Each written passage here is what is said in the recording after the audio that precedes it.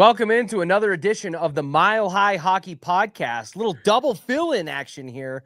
Normally, the faces of Will Peterson and one Drew Spivak grace your screen.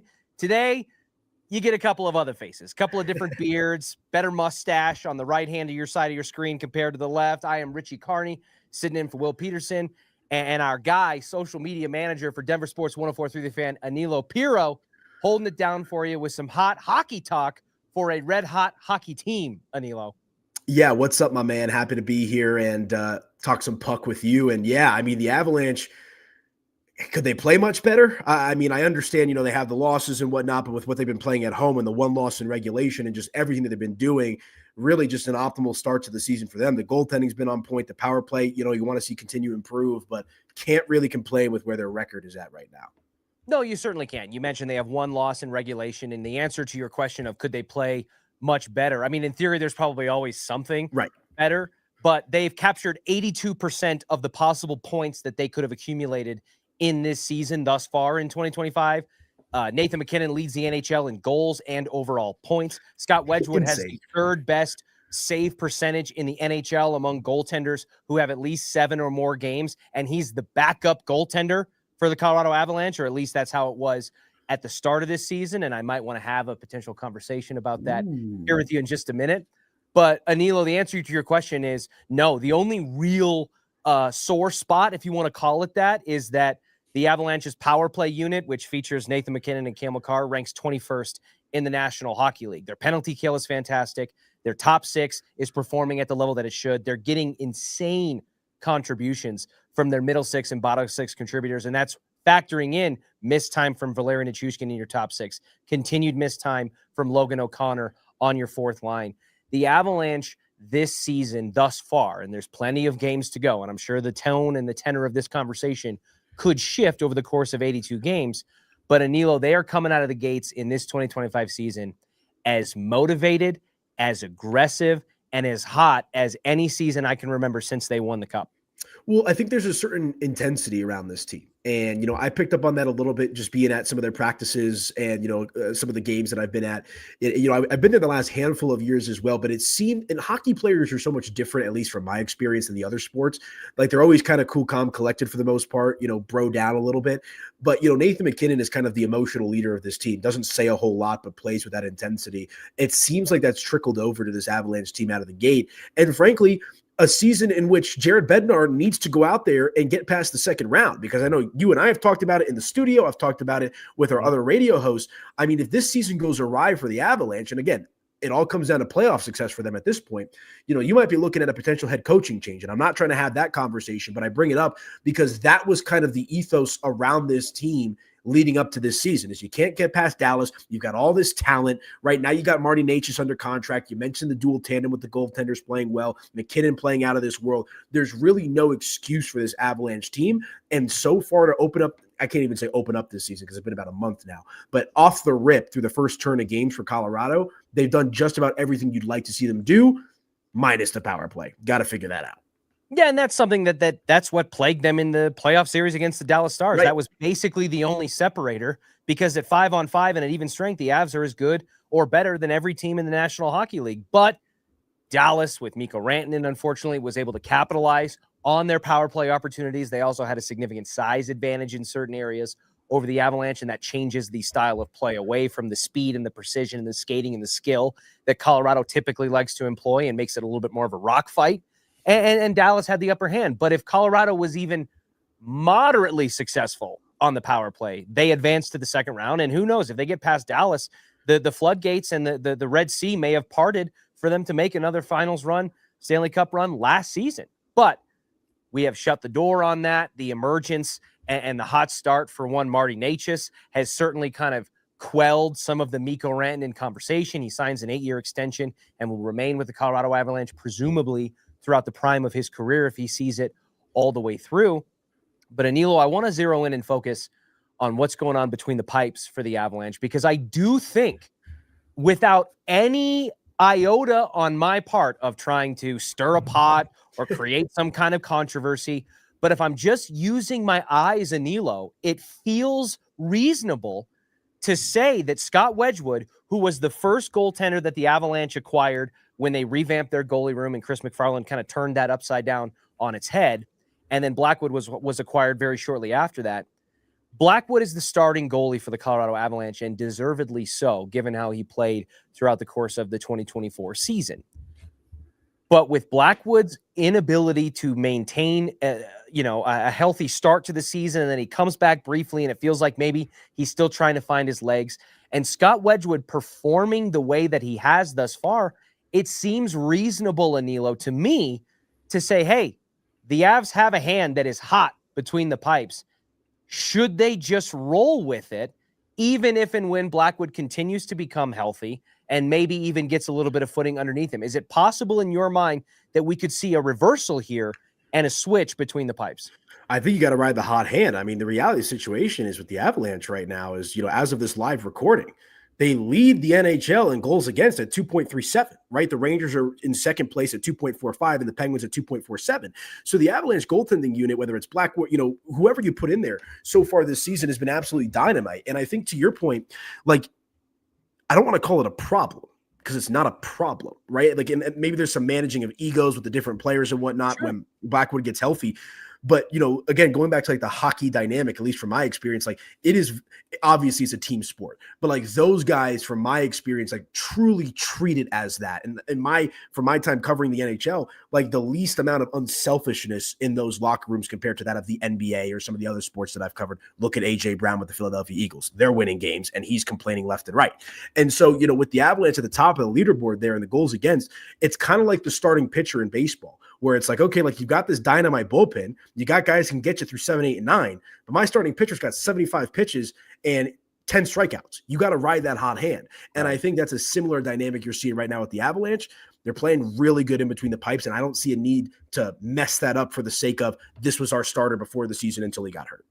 I don't disagree with you, and I will further push the point forward that in no way am I trying to be controversial or hot take or whatever that.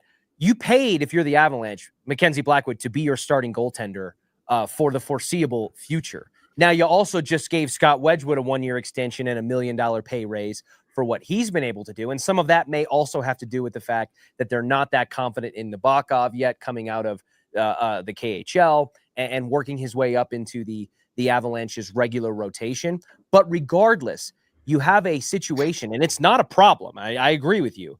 If it is a problem, it's like the best problem to have, that you have two quality goaltenders between the pipes, and the latter of which in Scott Wedgewood, who was your backup, is giving you not just starting NHL goalie level play and production. He is among the league leaders statistically between the pipes. I absolutely think that if you're talking about the concept of riding a hot hand, and I understand that there's an 82-game season, we say it about the NBA as well, it's a slog and a grind, and you're just trying to get to that point in the playoffs. We've had many here locally, including some on our own station, who have said, I don't really care about seeding. I trust this Avs roster and the way that they have kind of carried themselves. I don't care if they're the 1 seed, the 3 seed, whatever it is, just get into the dance and let these guys be who they are. But I'm not 100% sure that's how I feel about it, because I think if Game 7 of the postseason last year was played in Colorado and the Avs had more home games in that series than road games, given the environment and all of the emotions with Gabe Landeskog's return and everything that fed into that, that series could have tilted differently in terms of the ice. And I do think we've said that about their Ball Arena co-tenant, the Nuggets, as well. If Game 7 against the Oklahoma City Thunder is in their barn, maybe that's a little bit different. I do think that similar to the Denver Nuggets, who feel like they're in a 2-horse race or a one-on-one square off with the Oklahoma City Thunder to try to come out of the West, it feels like the Colorado Avalanche and the Dallas Stars, who, as great as the Avalanche have been thus far, the Stars have kind of gone win for win with them in the last 6 games or so. They're 5-1 in their last 6. The Avs have won 6 in a row. They still have Mikko Rantanen. They're a wagon offensively. They don't have the goal differential that the Avalanche have at like plus 31. You mentioned they lead the NHL in goals against. They also lead the NHL in goals scored and goals for, creating that disparity. In fact, they're more than double the second place team in the Carolina Hurricanes. But they are in a dogfight in their own division and in the West, in the same way that the Nuggets have the Thunder kind of to contend with in the NBA. And I do think that regular season matchups, winning games you're supposed to win, stealing games where you can, and maintaining that competitive balance over the course of 82 games actually is important. And that is what supports my thought to say, and it sounds like you're in agreement with me, that they should roll with Scott Wedgewood, not worry about pushing Mackenzie Blackwood in as soon as he possibly can, because that was the way that you drew it up on the depth chart to start the season. Yeah, I mean, you're winning games. And, what are they on, a 6-game win streak right now? And I know Mackenzie Blackwood played in that game against Vancouver on the 9th. Mm-hmm. But I think what's been so impressive to me over this win streak is how they're winning the games. Like, okay, tough game, a hard-fought win against Tampa Bay. You win that game 3-2. You come back against Edmonton and blow them out 9-1. Yeah. Then you follow that up with a 5-4 overtime win, and then wins 4-1, 6-3, 4-1. So the Avalanche are peppering the goal, scoring goals at an insane clip, as you alluded to. And like it's not like you're blowing games because of your goaltending, and you don't want to rock the boat too much right now. And if you're winning, let the good times roll. And again, I think Mackenzie Blackwood is enough of a pro. He's got his money. He's gonna have his opportunities. I believe it was the game earlier this year against Carolina, where in that little 4-game slew where Scott Wedgewood didn't play so well and the Avalanche lost a couple of overtime games, but they bounced back. Point being, Scott Wedgewood is going to have some down games, maybe even a couple of down stretches this season. So Mackenzie Blackwood is invaluable to this team, and I think it's a matter of what Jared Bednar wants to go with on any given night. But with Scott Wedgewood playing the way that he is, let the good times roll. It would absolutely not surprise me if Scott Wedgewood had a stretch of games or a game in and of itself. I mean, he was pulled at one point earlier this season already. That makes you go, oh, okay, well, that's a reminder of why Blackwood was in the position that he was and Wedgewood was not. But we're not at that point right now. And I think that it's fair and it's reasonable. And I would hope that Jared Bednar and the Colorado Avalanche continue to kind of ride this wave as long as they can. And hopefully it continues long enough to allow Mackenzie Blackwood to naturally ramp up and progress to get back between the pipes the way that we saw him last season. Anilo, you mentioned the way that the Colorado Avalanche are winning games. And I think that's such an important distinction there, because I have talked, it feels like ad nauseum over the last handful of years, about the distinct difference that the Colorado Avalanche had in the 2021-2022 season when they won the Stanley Cup. They prevented a Tampa Bay Lightning three-peat to capture their third in franchise history. Offensively, I have never seen a hockey team as relentless, as dominant, as fast, and as smooth, and as efficient as that Colorado Avalanche team was at putting the puck in the back of the net. It wasn't just that they were converting on a lot of their shots. They were out shooting opponents regularly by 10, 15, sometimes north of 20 shots per game because of their relentless O-zone pressure and the amount of talent that was especially concentrated up in that top 6. And it wasn't until the trade deadline and the postseason that would come to follow that the depth scoring really started to take place. You started talking about, obviously Arturi Lehkonen was acquired at the start of that season, but the Coglianos, the Darren Helms, and those names started to have their own signature postseason moments, game-winning goals, etc. And I have had the Vancouver game, the Edmonton game, and a handful of other games this season. It's been brief that I've seen the Avalanche look like that since they won the Cup in that Cup season. You lose Nazem Kadri, you have a lot of turnover there. But I've seen it in a handful of games this season, Danilo, where it just looks like they can't be stopped. They have so much talent, and from a skating perspective, from a shooting perspective. And sometimes I think that talent actually gets in their own way. They're so good that they're searching for the precise, perfect angle and moment and opportunity, when in reality, what made them as successful as they were, in my opinion, the year they won the Cup, was that they just put the opposing goaltender underwater. There was no way to kind of tread if you're sitting there with the Colorado Avalanche coming your way on a break and figure, we've got this under control. And I think that the biggest difference that we didn't see since the Cup is that they haven't had the depth scoring, and the goaltending has been atrocious up until this point. No, 100%. And now you see the goaltender room the way it is with the woodshed. And it's the way that they're getting contributions from a goal scoring perspective. It's not just Nathan MacKinnon who leads the league in goals and points. It's not just Marty Necas. It's not Cale Makar. It's not even Arturi Lehkonen. You're getting hat tricks from Victor Olofsson, who you picked up in the offseason. Brent Burns on the defensive side as your third defensive pairing. You get Malinsky back into the rotation. You have Gavin Brindley, who you acquired from the Columbus Blue Jackets in a literal salary dump with draft compensation, who's now giving time on your second line and deserving it. Not just having to fill a stopgap because Valeri Nichushkin is missing time, but Gavin Brindley is playing as your fourth line winger, second line, top six capable hockey. It is such a positive sign, in my opinion, of things to come for Colorado.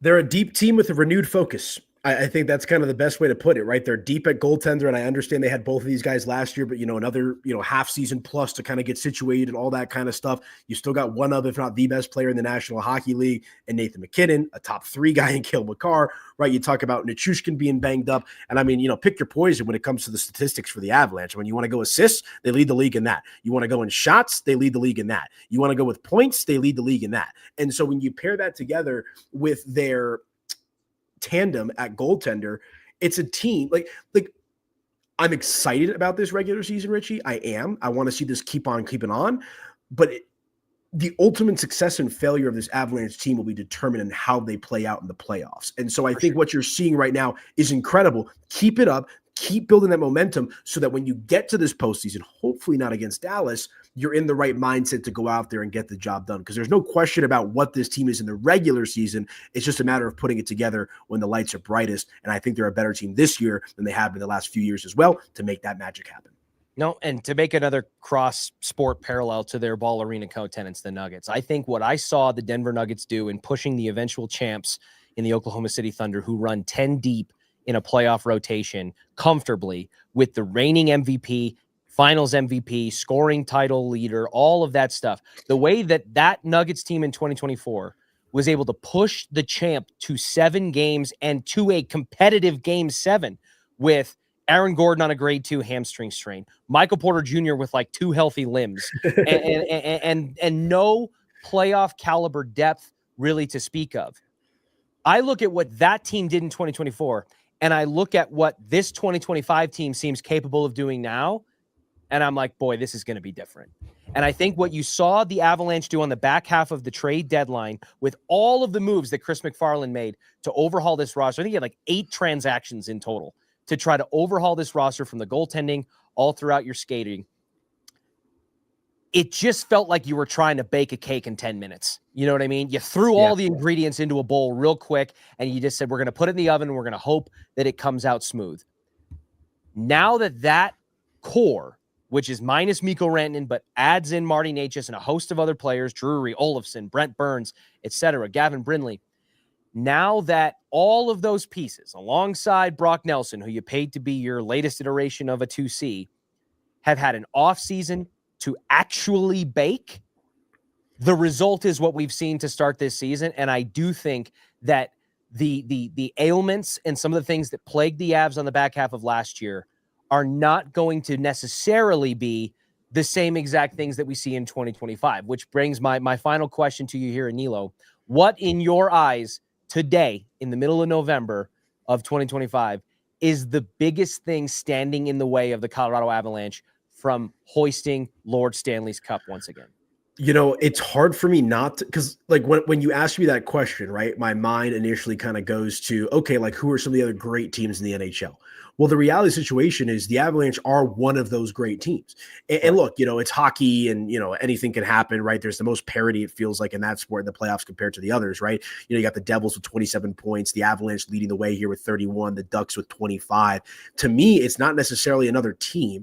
Obviously, you throw in Dallas just because of the fits that they've thrown the Avalanche. I would. But I think it's just a matter of get the job done. Like if I would turn the question around on you and be like, what pieces do the Avalanche need to add?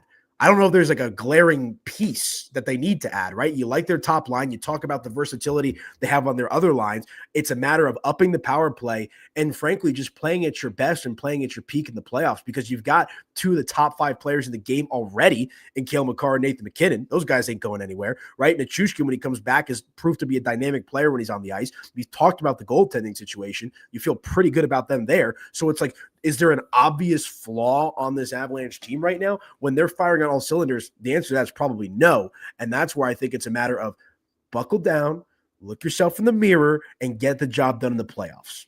That's exactly what I was going to say. The biggest thing standing in the way of the Avalanche, making another cup run from my perspective, is what they see when they look into the mirror. It's really them. They have the top line power, precision, and production. They're getting the middle six and bottom six depth contributions from a scoring perspective.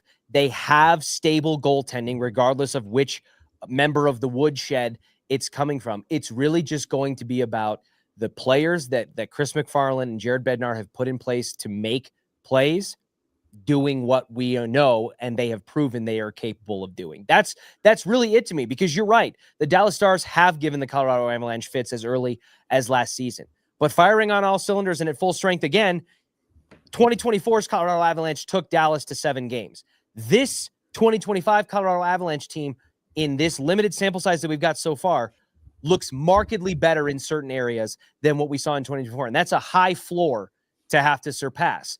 The power play is an issue, but again, that's self-inflicted. That is a power play lineup that features Nathan MacKinnon, Cale Makar, Arturi Lehkonen, Valeri Nichushkin, etc. should be productive, should be more productive than it is. If they can solve that relative Achilles heel compared to the rest of the dominant forces and sections of the game that their team is currently leading the NHL in, there really isn't another team that I think they or Avalanche fans should be scared of. So really, it's just going to come down to when the lights are on, the postseason is here, are Nathan MacKinnon, Cale Makar, Marty Necas, and then the newcomers and Brock Nelson and Gavin Brindley and Victor Olofsson and all of that, obviously, in the goaltenders. Are they going to be better on any given day the way they were for the majority of the regular season, I would assume, is how it will play out when the postseason rolls around. That's really it.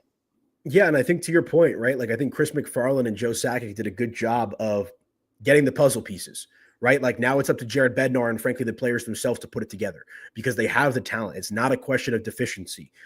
Health is always a factor as well, but assuming that they're, close to 100%, and frankly no team is 100% when you get to that point in the season, you're going to feel pretty good about their chances. So buckle up, my man. I'm excited. I got the Avs hat on, ready to roll for the rest of this season. The Nuggets are doing their thing. The Broncos are doing their thing. So denversports.com, of course, is the place to be for all of your news and information. But as it pertains to the Avalanche, man, awesome 6-game win streak. Good problem to have with the goaltending dynamic. And you have 2 of the top 5 players in the game. So buckle up, get your popcorn ready. Couldn't be much better for the Colorado Avalanche, and couldn't really be much better to a 3-sport sample size than what we're getting from the Broncos, Nuggets, and Avalanche here in the state of Colorado and in the city of Denver.